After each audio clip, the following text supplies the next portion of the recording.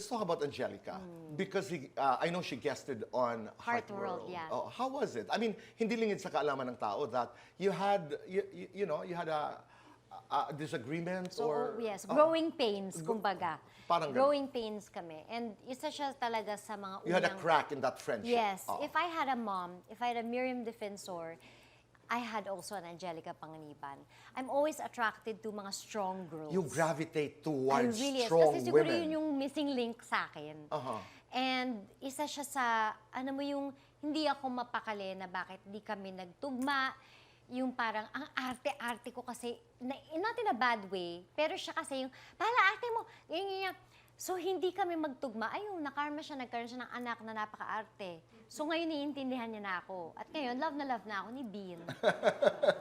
Sabi ko, ako talaga ang It nanay had to take niya. the daughter. Exactly. Ganun lang talaga, the circle of life.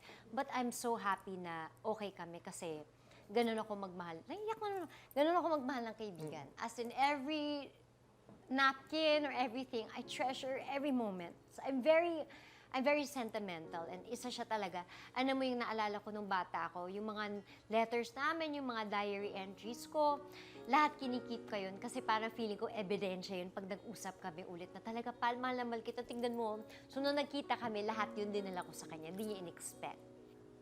Anong reaction niya? Nagulat No, ito, siya. nakasulat. Yeah, nagulat siya.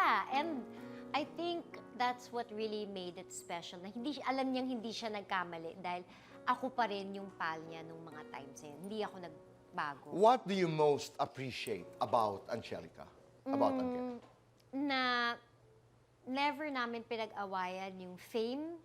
Dito kasi sa showbiz, it's always parang pagandahan, pairingan, kompetensya. Never namin naging problema yun. And yun yung talagang true friendship, sukatan ng true friendship sa show business. She's so happy for me, and ako, I'm so happy for her. Yung talagang genuine happiness na, ito talaga si Pal. Pag nakikita daw niya ako sa Fashion Week, kahit nung magkaaway kami, ito talaga si Pal, talagang ito talaga siya eh. So, nakakatuwa na na-appreciate niya na, meron nga narating yung kaartihan ni Pal. Hindi na sayang. Hindi na sayang. But I love her. I love her. Di ba? Sobra. Iba ang Angelica Totoong tao Panganiban. siya. Sobrang taong-tao. Talagang hahawakan mo siya sa gantong, parang gusto mong kumapit sa kanya sa mundong ginagalawan natin.